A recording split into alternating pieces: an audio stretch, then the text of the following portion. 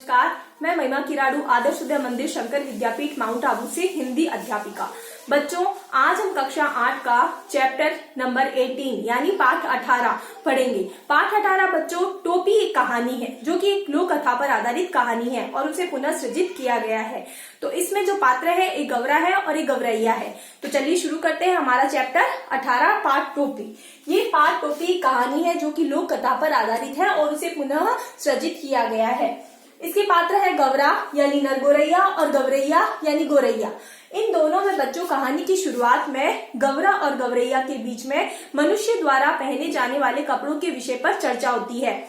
मनुष्य गौरा का कहना है यानी गौरैया का कहना होता है कि मनुष्य की सुंदरता उसके कपड़ों से बढ़ जाती है, जबकि गौरा का कहना होता है यानी नर गौरैया का कहना होता है कि मनुष्य उससे अपनी औकात बताता है, यानी वह कपड़ा सुंदरता के हिसाब से नहीं उनकी औकात के हिसाब से पहनते हैं, जबकि गौरैया का कहना होता है उससे मनुष्य की सुंदरता और बढ़ जाती है।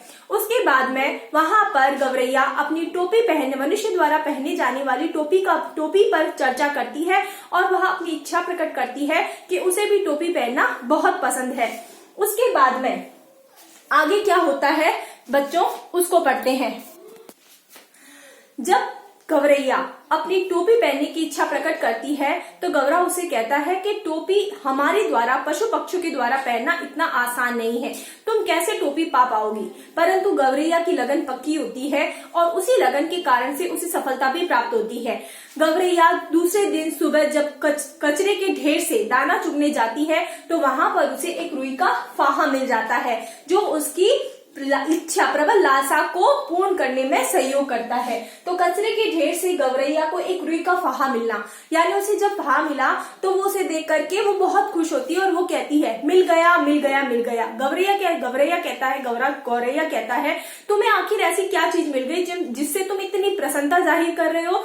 तो गौरैया कहती है मुझे रुई का फाहा मिला है, अब मैं इससे अपने लिए एक सुंदर सी टोपी बनाऊंगी। तब गौरा उसे एक कथा सुनाता है। गौरा द्वारा एक बावरे की कथा का वर्णन करना, यानी गौरा उसे एक कहानी सुनाता है कि एक बावरा था जो जा रहा था जंगल में। रास्ते में कहीं से उसको एक चाबुक मिल जाता है तो फिर वो चाबुक लेकर के उस घोड़े को ढूंढने के लिए चल जाता है। वो कहता है कि मुझे चाबुक तो मिल गया, अब मैं घोड़ा, लगाम और जीन इन चीजों को ढूंढूंगा, लेकिन कभी भी घोड़ा, लगाम, जीन एक जगह स्थिर नहीं मिलता। वो चाबुक को लेकर के चलता रहता है और कहता है बाकी बचा 3 घोड़ा, लगाम, जीन, परंतु वो अपने पूरे जीवन के अंदर वो तीनों चीजों को प्राप्त नहीं कर पाता। उसी प्रकार तुम्हें भी रुई प्राप्त करने के बाद में, रुई का फाहा प्राप्त करने के बाद में जो टोपी तक का सफर है वह इतना सरल नहीं है, तुम टोपी को प्राप्त नहीं कर पाओगी। परंतु गौरैया लगन की पक्की थी और धुन में अड़ी हुई थी, एकदम से अड़ियल थी। गौरा की बात को अनसुना उसने कर दिया। उसने कहा मैं अपनी टोपी बनवा कर रहूंगी। अब टोपी तक का सफर उनका शुरू होता है। सबसे पहले गौरैया का सफर जब शुरू होता है टोपी बनाने तक का, तो सबसे पहले वो दुनिया के पास जाती है। दुनिया को कहती है कि दुनिया भैया मुझे टोपी बनवानी है, ये रुई का फाहा है और आप टोपी के लिए सबसे पहले रुई को ढूंढ दो। तो दुनिया कहता है कि भाई तुम जाओ यहाँ से, तुम्हारे पास कोई काम धंधा नहीं है, हम यहाँ मुफ्त में, राजा के काम भी खत्म नहीं होते हमारे यहाँ पर, हम तुम्हारा काम कैसे करेंगे, यहाँ का राजा भी हमें पूरी मजदूरी नहीं देता है। तब चिड़िया कहती है कि भाई मैं तुम चिंता मत करो, तुम्हारी पूरी मजदूरी दूंगी, तुम्हें मैं आधा मुझसे दे दूंगी, यानी मेरी रुई है उसमें से आधा तुम रख लेना धुन करके और आधा मेरी टोपी के लिए दे देना।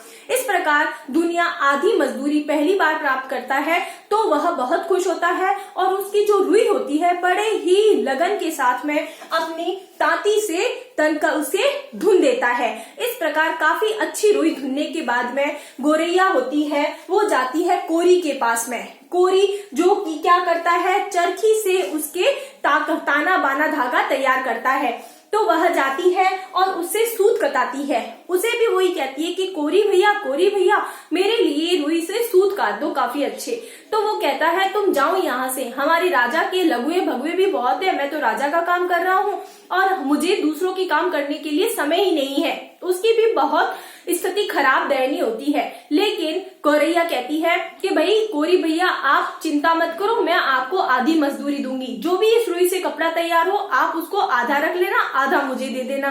तब कोरी आधी मजदूरी प्राप्त करने की प्रसन्नता में उसके लिए सूत काफी अच्छा तैयार कर देता है और इस प्रकार से काफी अच्छा लच्छेदार सूत और एकदम नरम सूत उसके लिए दे देता है।